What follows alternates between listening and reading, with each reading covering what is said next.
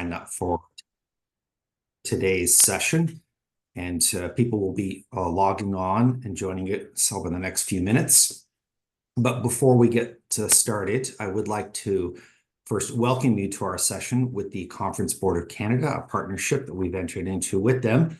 And of course, this session is on social and emotional skills, and we're going to be talking about building a resilient workforce. I'm thrilled that we've got three dynamic speakers who are going to share their experience, their insights, and their research on this particular topic.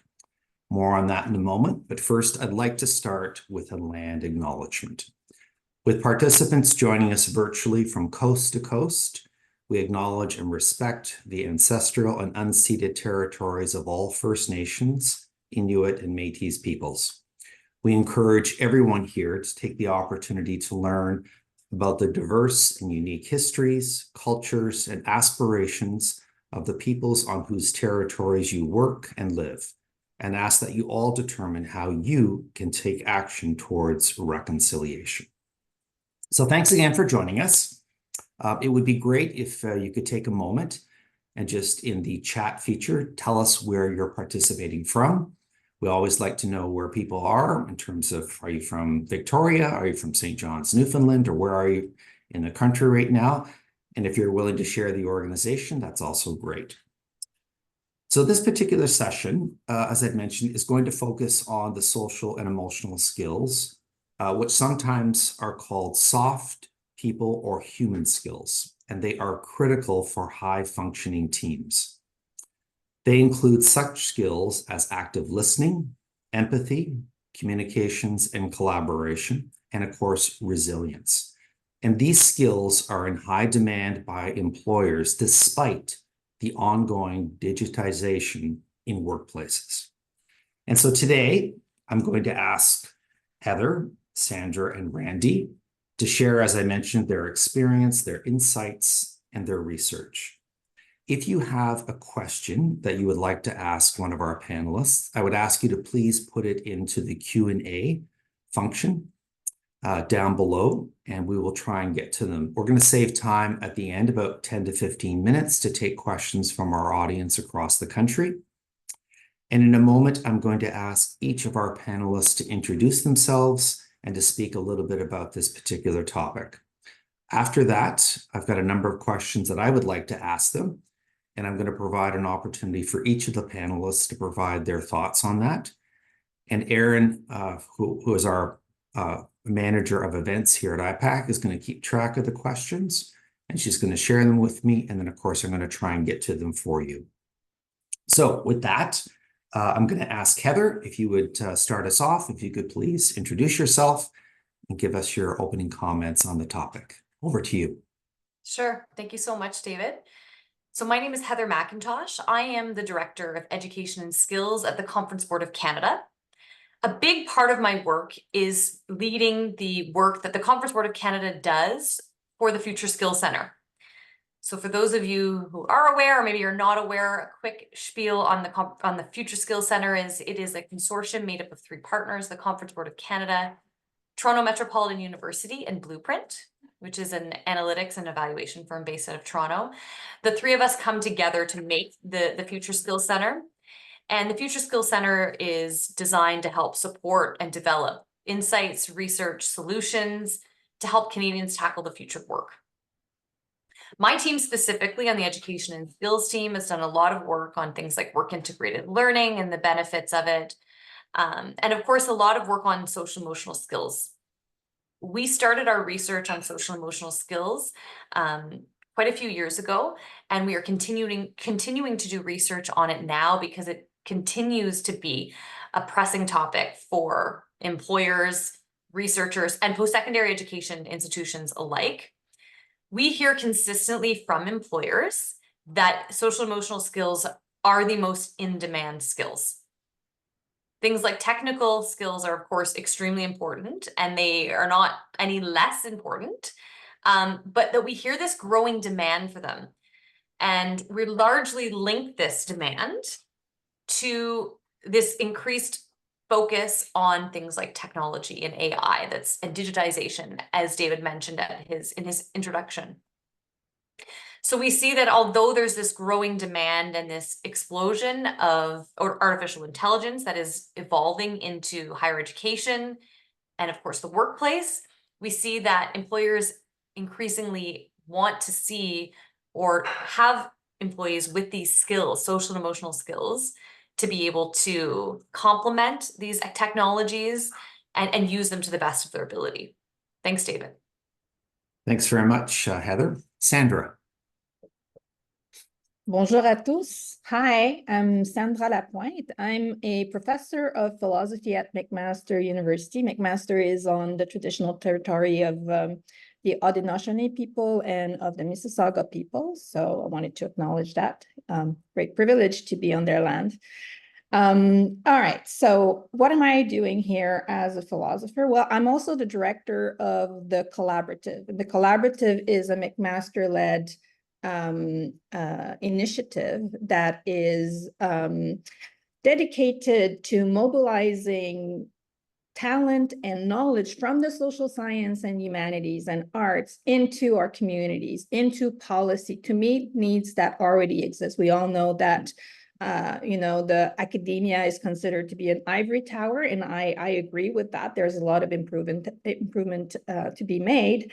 And so that's what the collaborative is doing. We're trying to make sure that the investment in our research actually produces the value for our communities. But of course, as part of our homework, in order to be able to develop programs and in order to be able to develop training that is going to mobilize talent and knowledge, we had to try to understand what are the needs of employers and communities when it comes to skills. So a lot of our work has been dedicated to trying to understand what social and emotional skills are. We call them foundational skills because they are so deeply necessary, not only to work, but to every aspect of citizenship and life and well-being.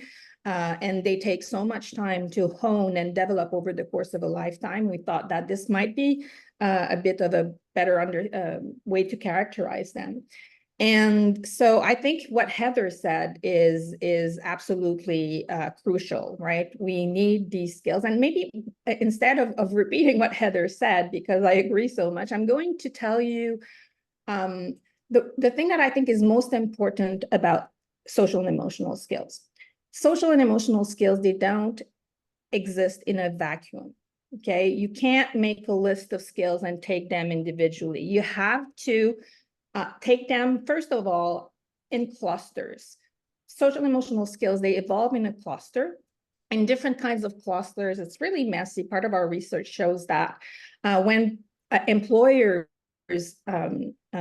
make statements about what their needs are when it comes to social and emotional skills, they have all sorts of implicit theories about how these skills work together to create things like innovation, adaptability, and high levels of collaborations in their organization. So that's the first thing about social and emotional skills. The second thing about social and emotional skills is that even if someone has all of them to a very high degree, if they don't work in an organization where the infrastructure and the managerial culture is not propitious to these skills being deployed, it's not going to work. So social emotional skills depend on their environment in order to be deployed.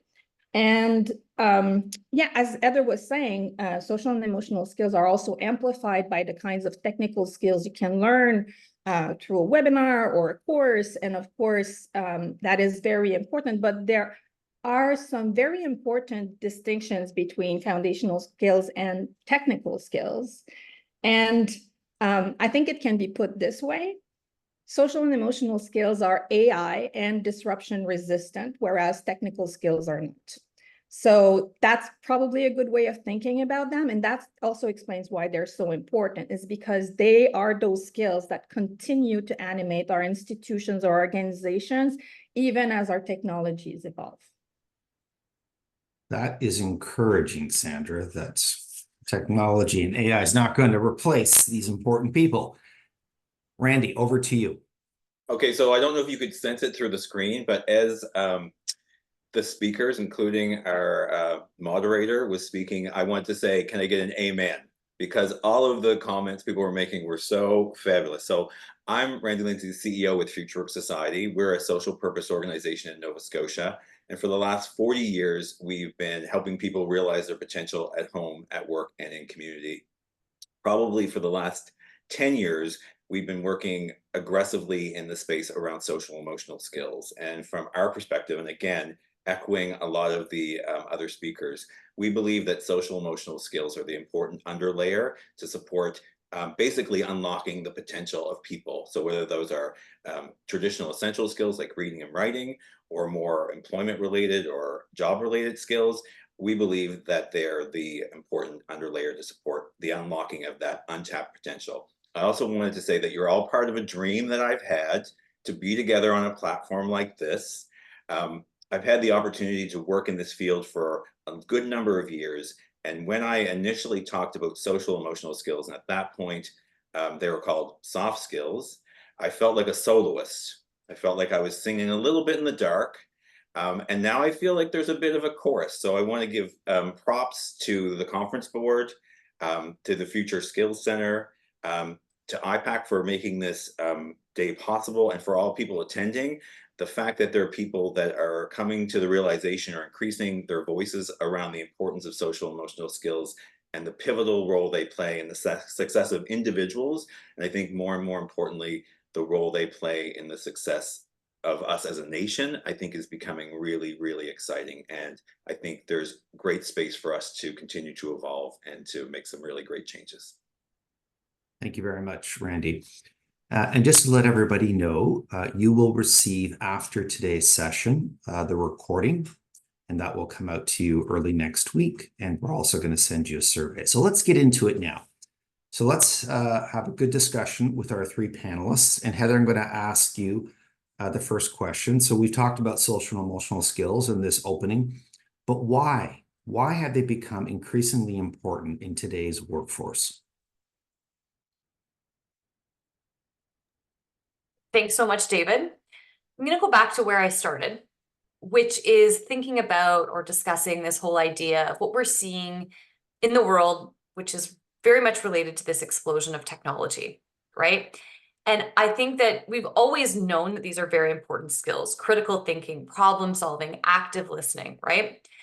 But as you see tools being able to do a lot of our work, right? We know that people want to work with other people, right? We know that people want services, they want to be able to engage with humans, and that the unique skills that we offer, like things like critical thinking, active listening, these are things that right now, I don't have a crystal ball, and I'm not a technologist, I'm not a futurist. But what we hear and what we see now is that these social and emotional skills are the ones that are hardest to be replicated by these tools, right? And that a lot of these technical tools or innovations that we're seeing, they have been able to be replicated by tools, which is great. And they allow us to be more efficient at a lot of our work. They allow us to understand problems, challenges in many different ways, which is incredible. But we need humans with morals, ethics, thoughts, right? Personalities to be able to navigate, understand, and manipulate these tools to be able to do our best work, right? And we also know that great teams are led by incredible leaders. And leadership doesn't come from from ChatGPT, right? You can ask it how to be a great leader, but you need that person to execute those leadership skills. I'm just going to use leaders as an example here, right? We know that teams are made up of many different important pieces and many different personalities and traits that drive strong, thriving teams. But having people, skills that are able to lead, drive, envision, problem solve, prioritize, these are the really important social and emotional skills that we are seeing today are in demand more than ever. I will say one more thing, which is I do a lot of the work that I do is with the workforce, with employers, right? But I also do a lot of work a little bit downstream in the higher education space, right? And a lot of what post-secondary leaders come to me and ask me is, So like, how do we train people, right? Because we hear increasingly from employers that graduates don't have these skills. I think there are a lot of reasons why, and I'm not an expert on why graduates today exactly don't have these skills or why employers are saying that. But we know that training institutions, higher education training institutions are very keen to make sure that they are developing graduates that have these because they hear increasingly the importance of them in the workforce. Thank you, Heather. Sandra, do you want to jump in? Yeah, I mean, I agree with everything Heather has just said, and maybe I can volunteer the beginning of an answer to, your sort of uncertainty about why is it that employers are now saying we need more of those skills. And I think the answer is that they've always needed those skills. These skills were always absolutely crucial, but are the organizations, the kinds of places where people work now are increasingly complex and hard to navigate. And in order to be able to navigate complex environments, you need to have very high levels of skills such as problem solving, communications, integrity, even creativity to a certain extent. And I think that is probably the reason why now we're hearing employer articulating this need, whereas before things ran, relatively smoothly. And anyone working in government is familiar with complexity and with the challenges that come with it, and therefore with the importance of being able to really up our game when we're thinking about the kinds of skills that we're going to need. Yep. Thank you, Sandra. Randy, your thoughts? Could you sense my thoughts were percolating? I think when you look at the social emotional skills and the new skills for success framework, I think absolutely those things like resilience, adaptability, those pieces I think are, and I think Sandra said it eloquently that they were always there. I think now they're ramped up so much higher. That I think it's an imperative. I think I use the analogy of a large ship, which kind of a country is kind of like a large ship, and it has a rudder. The rudder is very small, but the rudder is able to turn that ship. That little small shift is able to change the direction, and I think the trajectory of that ship. And I think that's really what the social emotional skills spectrums are. They're the enablers of that movement, of that adaptation, and of the ability for people to be resilient. And then, if you look at, and one of your comments kind of piqued my mind around, AI or artificial automation proof stuff. Like what's proof? What is, because things we thought were going to be untouched by this kind of trend around AI and automation, we're finding, oh, that can be affected too. So the things that really I think are the most resistant or resilient are those human skills, those social emotional skills, those skills that are uniquely human. And I think that is where we haven't spent, almost shamefully underinvested in focus and profile and structured and intentional ways of addressing them.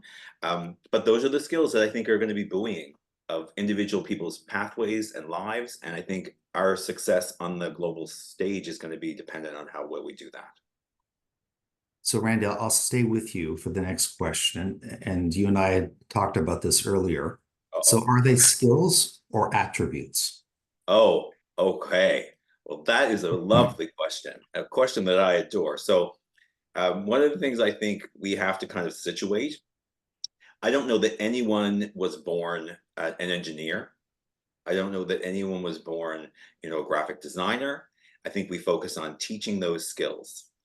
I think for a lot of us, maybe us, if we did some reflective practice around this table, this virtual table, a lot of us learned social emotional skills by accident. Some of us learned by osmosis. Some of us learned by collision, which I love that term because it sounds so fun. Maybe collision with teachers, with your parents, with bosses, or with the world. And I think we need to sort of rescope how we look at those skills. They are absolutely human, without a doubt. But they may be more difficult to measure in the way we traditionally measure other skills. the hard skills, like the math skills or those technical skills, but they're absolutely accessible, they're absolutely teachable, they're absolutely practicable, and we can absolutely change the way we look at that skills spectrum. I think we've underinvested in that space. We've underinvested in basically providing the vehicle for people to look at them. And I think in some ways we've given ourselves, as people who are responsible, whether that's from a management perspective, from an education or training perspective, we've given ourselves an ability to get off the hook by making them attributes or traits that are not changeable, that are static. And I think what we've done is a disservice to people who've come to us for the full suite of skills, which includes those social emotional skills. We've done ourselves a favor if we didn't want to address them, and we've done a disservice for people who require supports in grooming and accumulating those skill sets. So in many ways, and I don't know if anyone around the table has targets for their own personal health, and whether that's walking or exercise or diet or doing whatever, we're great rationalizing of the lack of action that we take or the actions that we take. And I think when we look at soft skills, we need to change the whole conversation related to that they are skills, they're acquirable, we can actually practice them, and that we need to equip people, whether they're managers or whether they're instructors or trainers, with the skills they need to have to be able to appropriately support people in the acquisition of those skill spectrums. I'm going to get into that now because I know the audience wants to know, what should organizations be doing. But before we do, Okay. Sandra or Heather, anything you want to add to what Randy has just said? No, we're good. Okay, so Heather, let's get into it then. So what are some of the ways that organizations can help employees in terms of developing and improving their social and emotional skills? I think one of the most important things is really speaks to what Randy is saying. I think the first step is acknowledging it as a skill, right? I think we put them in job descriptions. Strong communication, right? Professionalism, personable, right? We know these words, right? We put them in job descriptions, but rating them and calling them out as critical competencies in our organizations is critical. Writing out what our expectations are and calling them out more than not more than, but as equally as we would for technical skills, right? So I think there's that first piece, which is acknowledging them the way that Randy just has done so, right? You're not born an engineer. I love that. I think the second piece then is developing shared understandings of these skills within workplaces. I know we see things like matrix and competency frameworks, and these can sometimes be, exhausting. We've all spent a lot of time doing performance reviews with these frameworks, but the definition is one of these gnarly pieces. Because David, you started off this talk with saying that we have called them many different things, and we do call them different things: power skills, soft skills, human skills, right? And that's okay. That's just part of how we are. It's etymology, right? We evolve how we describe things. But I think within an organization, developing guidelines or bumpers for what we think these skills are helps communicate to everyone what we're looking for, right? Within these definitions. It also, if we develop these skills, for example, within our competency frameworks, and we call them out very explicitly, right? So we don't put communication, within just many different competencies, but we really call them out very clearly, and we link them to job descriptions, and we measure them. It holds us accountable, right? I think that accountability is very, very critical in a workplace. And I think the final thing I'll say here, David, on this is I think, I'm talking about frameworks and definitions and, adding this accountability and rigidness to these skills, which I think is important because when we call them out and we speak to them in this way, it makes them more real and it brings them up to speed with those technical or hard skills, we'll call them. But I also do like to always think about these skills as things that are evolving, that people come to them with different ways of understanding and evaluating them, right? So developing shared understandings is critical, but then understanding that different backgrounds and diversity within the workplace really plays into how someone is going to value communication, how they are going to communicate, right? I'm going to pause there, and I'd love to hear from my colleagues. That's great, Heather. Thanks very much. Sandra? Yeah, I mean, of course, I agree with Heather. Maybe one thing, and maybe you mentioned it, but I didn't catch it, but I think that one of the most powerful tool for someone to increase their levels of competencies is the capacity to be able to articulate what competencies they have. So skills articulation, skills literacy, what we call metacognition, the capacity to know what you know, is absolutely crucial in the skills landscape. So if you want to teach someone what a new skill, first teach them that you're teaching them that skill so that they can recognize it. So skills articulation is probably one of the most important thing. But of course, skills articulation is a process, and you need resources, and you need to put resources towards that. And so I think that this is probably why I want to say, look, employers often feel that they're alone in trying to build the skills that their employees need, especially when it comes to foundational skills, right? And that they hire people from university and they don't have those skills. Well, there's good news. It's that universities are really stepping up their games when it comes to skills articulation, especially the foundational skills. So there's good news there. But beyond skills articulation, if we're thinking about skills like critical thinking, creativity, communication, the capacity to be able to make a good judgment on on a problem that has ethical dimensions, that has cultural dimensions, what are the people who are best equipped to actually sort of tackle or think about these questions?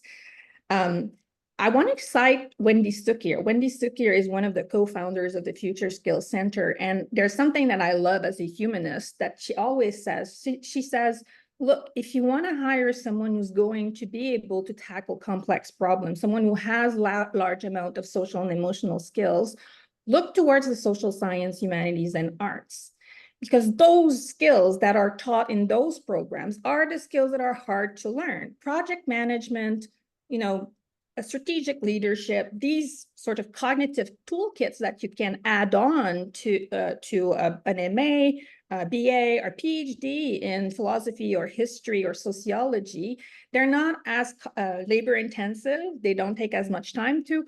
So maybe it's an indirect answer to your question, David. So how do you increase the skills of people? Well, skills articulation, but when you're hiring, maybe people need to look towards these disciplines, these degrees that are not traditionally understood to be those associated with business and productivity, because they are the disciplines where we're trying very hard to get the students to be able to think critically, analytically, and also be able to tackle complexity in general.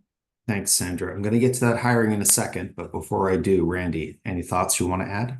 Oh my God. I don't know if you could sense it through the screen, but I love Heather and I love Sandra so much now.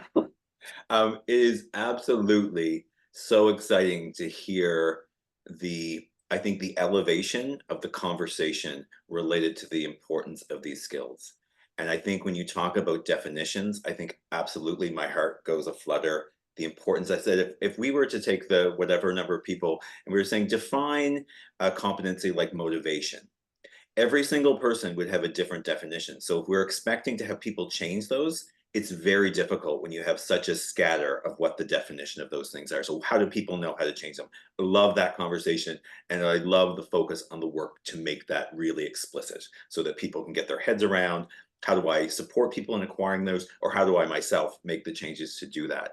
The other thing that kind of popped into my head when we're having this conversation is the notion that we've parsed these skills as being lesser skills. And I think it's absolutely the reverse. I don't think they're lesser skills. I think that the fact that they're difficult to assess makes us kind of uncomfortable, so we push them sort of to the side, but they're absolutely very executive level skills that require a lot of competencies and very nuanced and very human competencies. So I like the idea of us taking the time on a national level to redefine what actually these skills are. and come up with a name. And I know this sounds like we're trying to sell Coke, but to come up with a name that people, so when my nephew was going into executive training and he was an executive training stream, he didn't mind coming to the family barbecue and telling everyone he's on this executive training stream. And when I look at what he's learning, they're absolutely soft skills.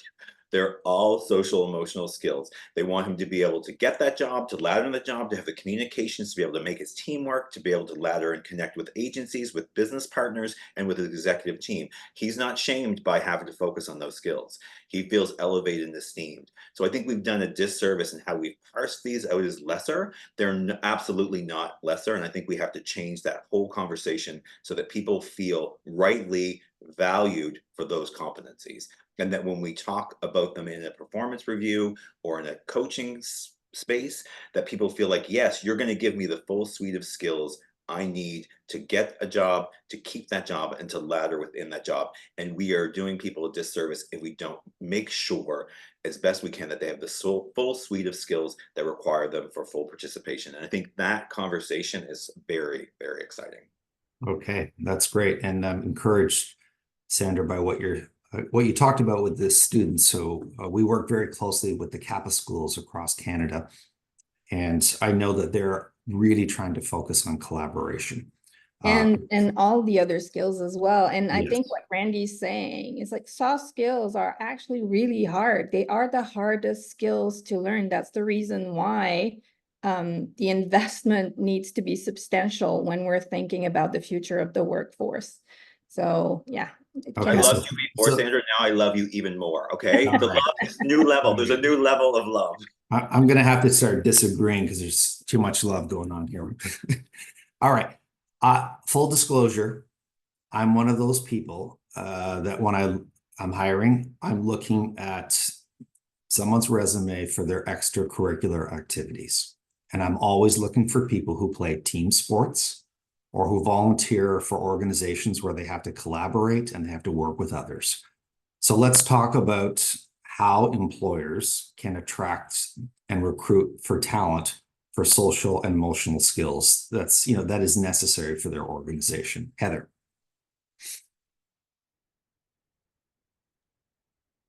I think it goes back to the articulation piece. So I think one is thinking about internally as an organization how you want to define these skills. And like Randy mentioned, and I'm sure Sandra has lots of resources on this too, there are so many resources out there, sometimes, an exhausting amount of resources that do define these skills, right? And as leaders, it can be easy to, pull from an old job description, right? But I think being very intentional and explicit about the skills that you're looking for and asking, in these job descriptions to have people be very intent on defining how they respond to these things. So David, I completely agree with you that things like team sports or volunteering, right? They are indirect ways of, or in some ways they can be direct. I shouldn't say that they're only indirect, but they are ways of calling out these specific, skill development, or even just taking the initiative, right? I have the initiative to go and build my leadership skills as a young person by teaching a soccer team, right? And I think that initiative is very, very critical, and it speaks volumes on a CV. But I think we can also be very intentional about how we ask for these skills when we're hiring for them. And I think also being mindful of, I often hear, okay, from an employer, I can teach someone the technical skills. Give me the person with the social emotional skills. I will teach them how to do everything else, right? And I do agree with that. What I also hear is that we've recently done research on, how do adult learners develop these, acquire social emotional skills, and I can share it in the chat shortly. But what we heard from adult learners is that they actually find work integrated learning, like getting out there, getting into risky situations, having to deal with coworkers, having to deal with tough problems, actually are the scenarios that help them the most in acquiring these skills, right? So for example, as an employer, I want to get back to your question, David, how can we help hire for these skills? I think we can also be leaders and help fostering them, right? Championing programs. I know there's budget constraints and there's many different factors to this, but supporting things like co-ops and work integrated learning, that's what we heard from students are some of the most powerful scenarios for developing these skills because they get people out of their comfort zone and they force them to take risks and interact with other people. Super. Sandra? All right, so I'm going to say something that might be controversial, but first I'm going to ask everyone who's in the call to close their eyes and imagine a philosopher, okay? And then so you've got your picture, and then imagine a historian, then imagine an archaeologist. You've got your picture. Your picture is wrong. I mean, I'm 95% certain that your picture is wrong. If you look at our cohorts in the social science and humanities and arts currently, they are populated by kids who want to change the world, who are super lit, as my kid would say, who are smart. So as we are decolonizing and diversifying our institutions, we're also doing something to our programs that really is helping our social science and humanities students, do more than what the traditional philosopher with his pipe, because of course it's a man, right, and is doing. So if you want to hire people who are going to have a bit of a leg up when it comes to social and emotional skills. And I'm not talking that it's going to be perfect. There's very few people who have high levels of all the foundational skills, but problem solving, critical thinking, the capacity to think analytically about a problem, creativity, of course, they all come together. They're very closely associated, even in the implicit theories of employers. And so I think hiring from disciplines such as the social science and humanities might be a really strategic move. What is important, as Heather was saying, is to continue to help your employees to develop and to empower them by perhaps providing them with better support for the more technical aspect, project management, some professional development around, some aspect of digital skills if they don't have it. But if you look at the CV of someone who comes from the social science and humanities, you will see people who have been coaches, who have been, president of their debate team, and will demonstrate these skills at a very high level and will be able to tackle those challenges that have to do with innovation and adaptability. The hard part is always sort of the more very emotional part, the emotional intelligence. When we're thinking about skills, and as part of our project coming out of our research, we make a distinction between two big clusters of skills, or two kinds of organizational level behavior that individual skills can foster. One is innovation and adaptability, and the other is more about collaboration, partnership, sort of the emotional intelligence, really, of an organization. And so the emotional intelligence part is the one that is deeply human and really requires you to think about intercultural awareness, and that has a very personal dimension for many people. But when you're thinking about, the skills that are associated with innovation and adaptability, which include critical thinking, deliberative thinking, the capacity to problem solve, creativity, and of course, the capacity to break down problems into their parts or recognize patterns at a very high level. Those are skills that we teach in the social science and humanities. And if you want your organization to be populated by people who are able to tackle complexity, this is where you need to go. Thank you, Sandra. Randy, your thoughts? So many thoughts. So many thoughts. I kind of have a lot of compassion. We work with a lot of employers. I have a lot of compassion for employers in terms of how they're facing the landscape right now. I mean, it's a slugfest. So I feel for the employers. I don't know about everyone around the table, but I'm a child of the 60s. So I was trained that you cry at night and you don't bring your full self to work. You cry in your pillow at night or you scream, whatever's going on. So I think employers are faced with people bringing their full self to work. They're brought into a space where there's an increased demand for flexibility, an increased demand for, that negotiated work engagement. And I think a lot of people that are in those roles of employers are used to having a little bit of the dominance and compliance approach to employment, where they're the ones that set the rule and you just do it. I think that's compounded by the fact that people coming into workspaces now understand accommodations for their work. They understand flexibility. They've been brought into a space where that's the case. So I think employers are faced with, how do we do that? How do we have those conversations? I think that starting off with having your postings, your engagement, all speak to those social emotional skills spectrums will help. I think it also requires that we invest money in upskilling managers and HR people, and people who are responsible for training of those people in the area of social emotional skills. It's very hard to support the development of a skill you lack yourself. And I think there is a need to augment that piece. There's some research done in the Harvard Business Review with Lou Solomon related to people's comfortability that are managers in communicating with their employees. And 69% are uncomfortable talking to their employees. They're definitely uncomfortable talking about social emotional skills. So I think it's an interesting thing to think about people that are responsible for that space themselves may have difficulties having those conversations. But I think the hope for me is we can invest in the training and orientation. We can demystify what these skills are, that they are skills, they're accessible. We can create common language and an approach.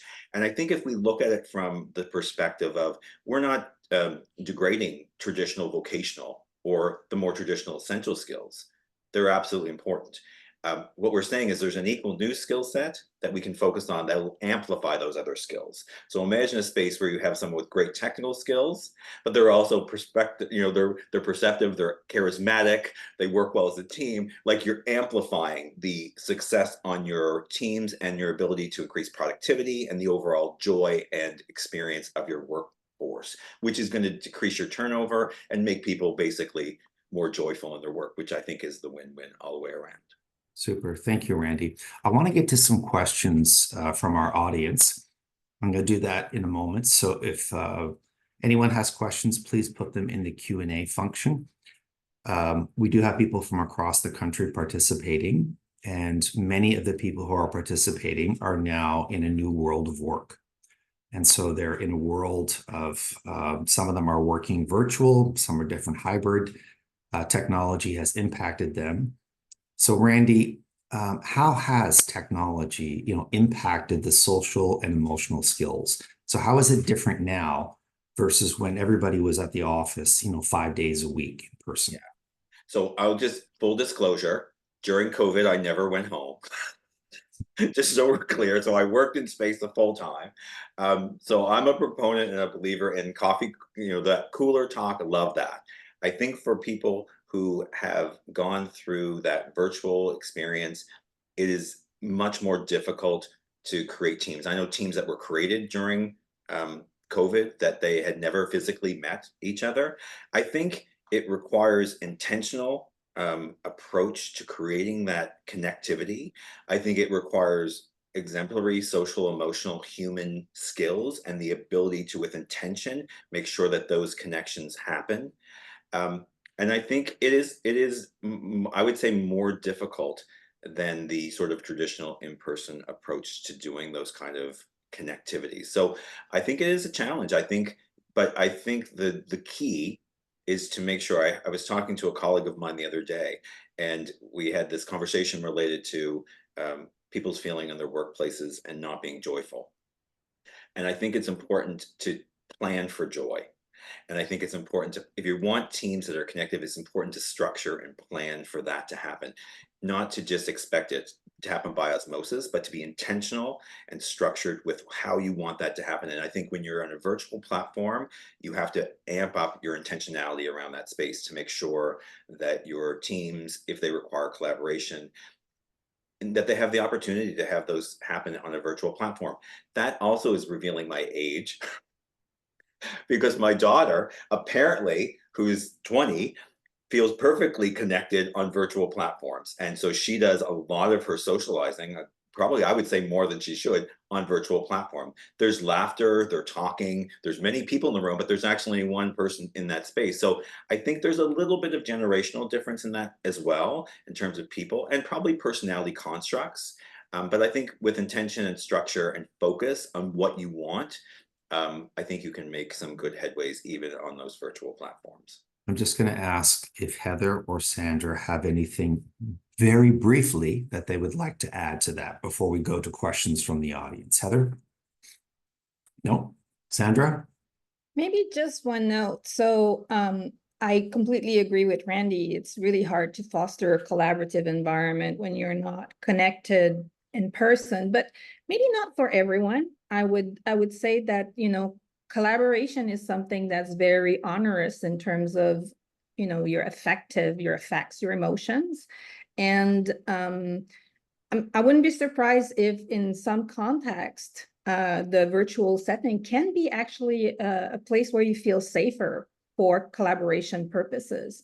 So there might be an interesting research topic here to do, see, you know, where is it that we feel the safest? Because you can't have collaboration if you don't have psychological safety. And the conditions in which psychological safety is going to exist are very complex. And it's, so I would just mention that. Super. Okay, Heather, I'm going to see if you can answer this first question. How do we encourage the future generation to embrace these skills, given the pandemic and the explosion of social media that has caused setbacks from a social perspective? How do we encourage the skill acquisition? Yeah. How do we encourage the future generation to embrace these skills? Right. I think we need to make sure that they are in our institutions, right? I think that education is a key factor. And I have young children, so whenever, even though I work largely in the higher education space, when I really think about change, so when employers say, I need more of this, what we're not getting is this. I often think back to what's really happening in the early childhood space. I'm not going to take this too far, I promise, David.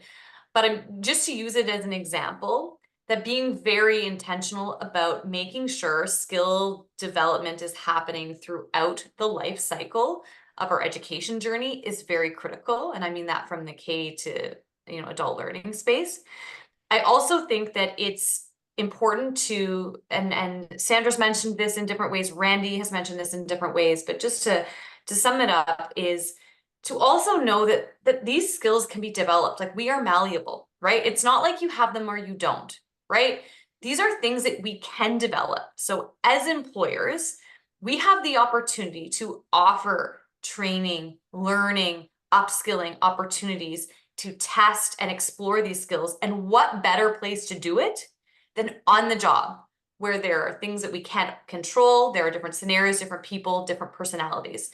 So I think being intentional as leaders by offering upskilling and learning, especially for people who are young and joining the workforce, I think being vocal to our leaders, to our government about the value of this training in education. And I think giving ourselves grace and opportunity to learn as we learn, as we try, and offering those skills to share them with our colleagues. Thank you, Heather. Randy, I'm going to get you to answer this next question. Do large employers, for example, government, know how to build into their hiring and recruitment an emphasis on social and emotional skill sets? I don't see these skills showing up well in job postings. Are there any government people here? Of course there are. I would say, I would say not just government. I would say generally speaking that there is, if you were going to be on a grading, now that we're talking about education from K to 12, if you're going to do a grading, we see organizationally very little utilization of social emotional skill language in postings, and we see very little skill acquisition once people get jobs, and we see very little of generally the approach that not just large institutions. I would say, you know, we looked at, I think one of the things that Heather said was, you know, should we support the education ecosystem in terms of this space? I think there's a lot of small to medium-sized employers that have the person who's hiring trust builders is making trusses too. Do you know what I mean? So there's a lot of people who don't have HR departments. And I think there's a real disconnect because some of the people I know that work in HR understand social emotional skills. Do the shop stewards? The further you get away from people who may have, so you're owner of your business, your executives may understand these skill spectrums, but as it gets down closer to the shop floor, closer to operations, I think that you have a real disconnect. So I would say there's huge opportunity, and I do have a discussion paper and an idea about correcting the whole issue for the country. So I think that that's probably, doable. But I think the issue is we want to support people in, if we're actually turning the rudder on this ship, then we have to make sure that everyone's on the ship, and we have to make sure that we're providing people with the resources, the skills, and the supports that they can, with competency, increase the toolboxes they have. So that goes everything from the posting to what you're, I would say, coaching as opposed to performance management. Like, how do you engage people? How do you retain them? How do you make those things happen? I think it's about a paradigm shift that would affect every level of engagement, from posting, recruitment, onboarding, management of skill acquisition and moving forward. And I love to talk about the in school. I think, because we work a lot with training institutions, colleges, and universities, we've always wanted to have the ability to influence how that K-12 space works, with some success, but I think it should be on the walls in the school. The social emotional skills should be evident to all of the teachers, all of the students. It should be part of our ethos. We should be bathing in it, and it shouldn't be different than math skills or reading skills or any of those skills. And I think we are doing a disservice by not making sure that that happens in every space that it can. Thank you, Randy. Sandra, this next question is for you. You mentioned that social and emotional skills do not exist in a vacuum. Sandra, can you speak to the linkages between social and emotional skills and discrimination?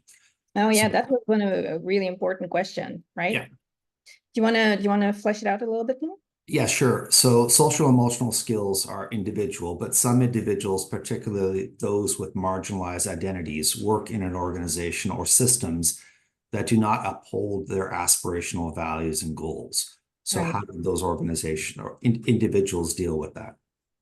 Yeah, that's a super good question. And actually, so I had a thought while Randy was talking about, employers really need to invest and really help people acquire those skills.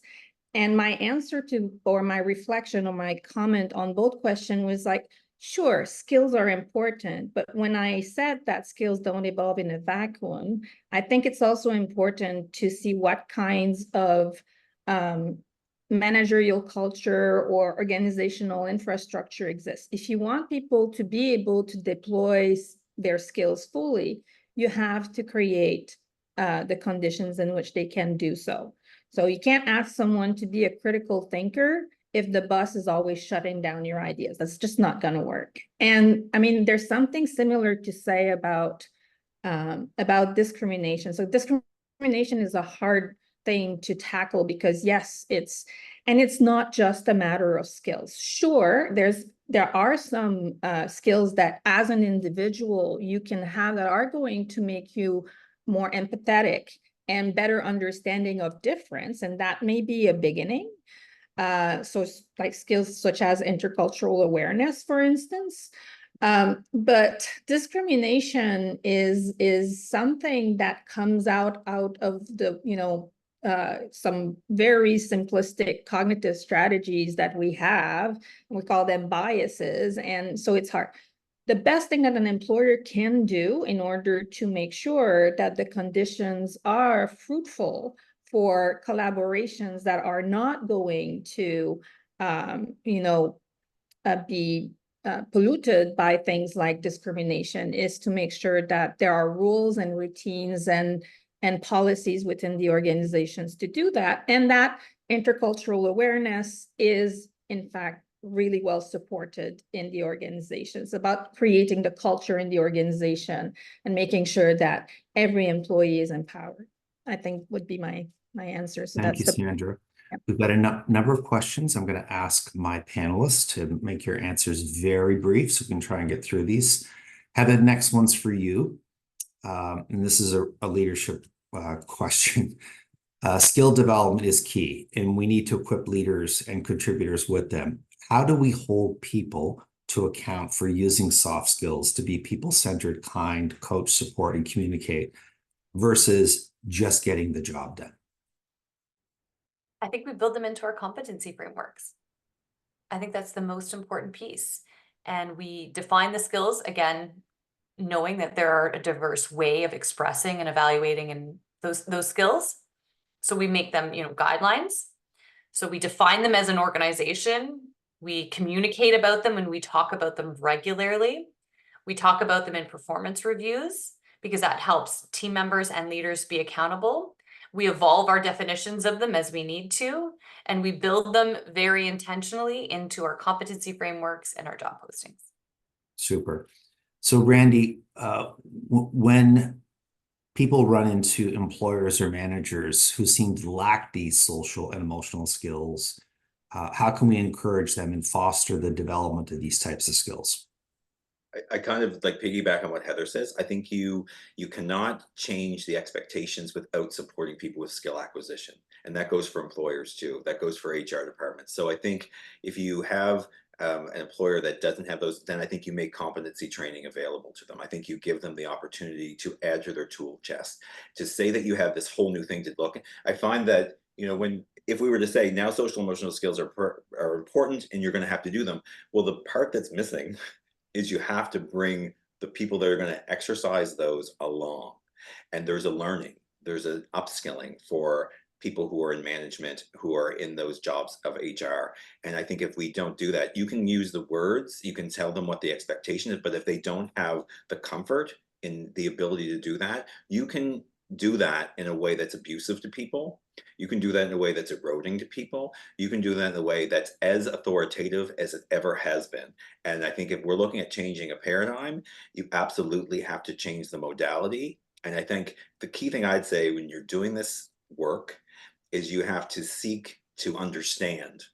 And I think if you have an employer or a supervisor that seeks to understand, whether that's diversity or whoever it is, I think it opens that conversation. It's the hard work of getting to have a team work is to listen, to hear, to have them understand where you're coming from, to be vulnerable in that space, and to have an open heart to hear from a humanity what the other people is experienced in their past. And I think you can't do that without the hard work of having those conversations and being brave and fearless and vulnerable in those spaces. And a lot of people were raised in the 60s and cried in their pillows and are not comfortable in that space. And I think that's the upskilling that's required.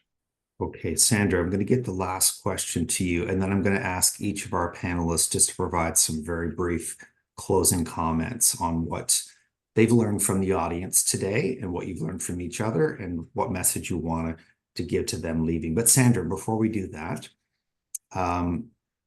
this question is, in my experience, roles that focus on these soft skills tend to pay less.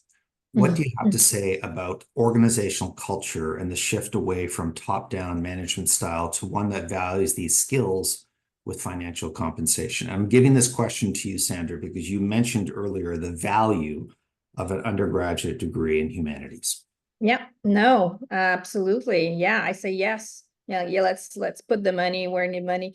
It's a question of what we value as a society, and there needs to be a shift. If we start valuing social and emotional skills, I mean, we will create incentives for the people who have those skills to access the positions that really need them. And I think there's still maybe a little bit of a disconnect. That's especially true in the social sector, with whom we've done a lot of work, right? The jobs that you find in the social sector working in nonprofits, not only addressing, the big societal challenges, because that's a lot of what the nonprofit does, but making sure that our communities are prosperous, like, spinning it in a positive way. There's a lot of nonprofits, they don't pay well. And so people who have the skills to go there are not attracted by these positions, they go somewhere else. So yeah, there is a definite disconnect, and I don't know exactly how to solve it, but we're working on it. Thank you, Sandra. Heather, some closing comments from you? I want to, first of all, thank my colleagues. Thank you, David. I think this is such an important discussion. And I think it needs to, it require, like, being able to have it get the spotlight that it has. I know, Randy, you've been talking about that a lot, but I think that's so important. My colleague Jeremy has shared some of the reports that we've done recently on this topic in the chat. And if you have any questions or you want to connect, I'll put my email address in the chat, and I'd love to be in touch if it's of interest. Thank you, Heather. Randy. Okay, so I'm going to be really succinct. I know what you're saying. David's like, I don't think you can. So I'm going to say this. So people can't remember everything that was said. So if you remember nothing else, soft skills are skills. They're acquirable. You can absolutely change them, and they will change the trajectory of people's lives. Absolutely. The other thing I'd say, echoing back to Heather, this should be a much longer conversation. I'm recommending we go for a 3-day Nordic spa trip with wine included and spa treatments. I think the federal government, based on the current landscape, would probably endorse all of that. But no, I think it's a bigger conversation, and I think I'm very excited by the focus, and I think it absolutely is a game changer.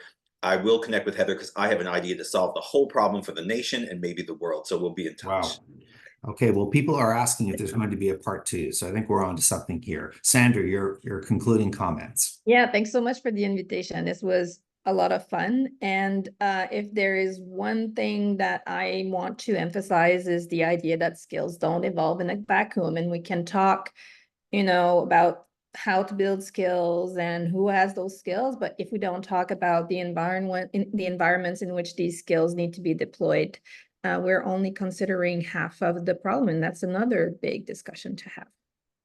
All right, Heather, Randy, Sandra, you've been great to work with. It's been a lot of fun. I'm committing to part 2 today. Hopefully you will join me. Got lots more. Is it going to be at the Nordic Spa? Is it at a Nordic? Okay, Randy, you're going to get us all in trouble. Okay. Tomorrow at noon, we're having a session on artificial intelligence. If you are interested, please register. It's free. Microsoft is actually going to demonstrate some software and how it can be used. We have the CIO of the Government of Canada. We have Christina Fox, the Deputy Clerk. Got some great speakers. So thank you very much, everyone, for joining us today. And please visit our website for future events. And again, Heather, Randy, Sandra, great job. Super. Take care, Thank you, everyone. guys. Good to Thank see you. Thanks, David. Thank you, everyone. Yeah.